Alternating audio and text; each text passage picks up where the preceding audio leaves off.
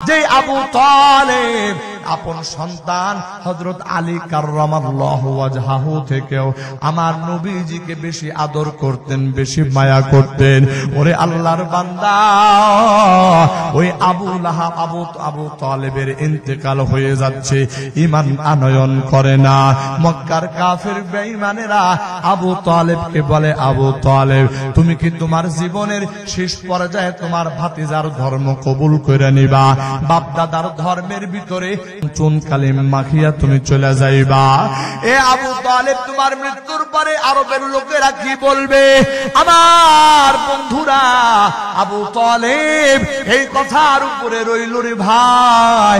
তিনি আর আমার নবীর কালেমা পড়তে পারলেন না, ইসলাম কবুল করতে পারলেন না। আমার আল্লাহ নবীজি তো বড় হতাশ হয়ে গেলেন। যেই চাচা এত আদর, এত যত্ন, এত মায়া করলেন, ওই চাচা কালেমা সারা দুনিয়া থেকে বিদায় হয়ে গেল। আমার প্রাণের ভাইরা, আমার বন্ধুরা, আমার আল্লাহ ওই সময় আমার নবীজিকে ডাক দিয়া বলেন, ও পয়গম্বর শুনেন, শুনেন কথা। আমার আল্লাহ তখন এই আয়াত নাজিল করে বলেন, ইন্নাকা লা তাহদি মান আহবাবতা ওয়ালাকিন্নাল্লাহ ইয়াহদি মান ইয়াশা ওয়া হুয়া আ'লামু বিল মুহতাদিন।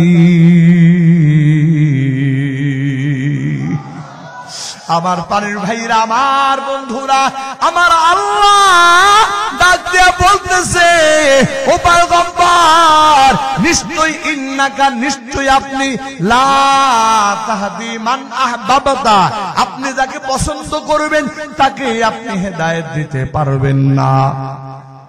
কিন্তু হেদায়েতের বিষয়টা কেমন আমার আল্লাহ বলতেছে, ওয়ালাকিন্নাল্লাহা ইয়াহদি মান ইয়াশা। হেদায়েতের বিষয়টা আমি আল্লাহর হাতে। ও পয়গম্বর, আমি আল্লাহ যাকে ইচ্ছা তাকে হেদায়েত দেব, আর যাকে ইচ্ছা তাকে হেদায়েত দেব না। এটা সম্পূর্ণ আমি আল্লাহর হাতে। আমার প্রাণের ভাইরা, আমার বন্ধুরা, এই জন্য আমার আল্লাহ হেদায়েতের মালা কাকে পরায় দিবে রে ভাই, এটা আমিও জানি না, এটা আপনিও জানেন না। ওরে বন্ধু, এই জন্য হযরত সুহাইব রুমি রাদিয়াল্লাহু তাআলা আনহু সুদূর রোম দেশ থেকে এসেছে। আল্লাহু আকবার। আমার আল্লাহ তার গলার ভিতরে হেদায়েতের রশি লাগায় দিয়েছে। হযরত সালমান ফারসি সুদূর পারস্য দেশ থেকে এসেছে। হযরত সালমান ফারসিকে আমার আল্লাহ হেদায়েত দান করেছে। হযরত বিলাল, আল্লাহু আকবার, সুদূর আফ্রিকা দেশ থেকে এসেছে। হযরত বিলাল, এত তার ব্যাপারে এমন বর্ণনা এসেছে, একেবারে নিগ্র, একেবারে কালো মানুষ ছিল হযরত বিলাল। আমার প্রাণের ভাইরা, ওই বিলাল রাদিয়াল্লাহু তাআলা আনহু ছিল কৃতদাস। বন্ধুরা আমার, তার ঠোঁটগুলি এত মোটা ছিল, চেহারার দিকে তাকাইলে কোনো এইরকম সুন্দর দেখা যাইতো না। সামাজিক ভাবে তাকাইলে হযরত বিলালের কোনো মর্যাদা ছিল না। ওরে আল্লাহর বান্দা, বংশগত দিক থেকে দেখলেও হযরত বিলালের কোনো বংশ পরিচয় জানা ছিল না। ওরে আল্লাহর বান্দা, দুনিয়াবি হাইসিয়তে তিনি একজন গোলাম ছিলেন, গোলাম। আমার প্রাণের ভাইরা, আমার বন্ধুরা, ওই গোলাম হযরত বিলালের গলার ভিতরে আমার আল্লাহ হেদায়েতের রশি লাগায় দিয়েছে রে ভাই। আল্লাহু আকবার। ওই বিলাল যখন তার গলার ভিতরে হেদায়েতের রশি লেগে গেছে, ওই বিলাল কত ধন্য হয়েছে, ওই বিলাল কত দামি হয়েছে। আমার নবীজি সাল্লাল্লাহু আলাইহি ওয়াসাল্লাম হিজরতের পর যখন মেরাজ সমাপ্ত করলেন, মেরাজ সমাপ্ত করার পরে যখন জমিনে আসলেন, আমার আল্লাহর নবী হযরতে বিলালকে ডাক দিয়া বললেন, ওরে বিলাল, আমি তো যখন জান্নাত ভ্রমণ করি তখন জান্নাতের ভিতরে তোমার পায়ের আওয়াজ শুনতে পেয়েছি। বিলাল রে, তুমি আমার আল্লাহর কাছে কত দামি হয়ে গেছো রে বিলাল। এই জমিনের মধ্যে তুমি হাঁটো, আমার আল্লাহ তোমার পায়ের আওয়াজ জান্নাত পর্যন্ত নিয়ে যায়। আল্লাহু আকবার বলেন, আল্লাহু আকবার। হযরতে বিলাল হাবশী রাদিয়াল্লাহু তাআলা আনহু, তিনি একজন কৃতদাস, দুনিয়ার হাইসিয়তে কোনো মর্যাদা তার ছিল না। আমার নবী তাকে বলে, বিলাল রে, এমন কোন আমলটা করেছো যে আমলের বদৌলতে তুমি দুনিয়াতে হাঁটলে তোমার হাঁটা জান্নাতে শোনা যায়?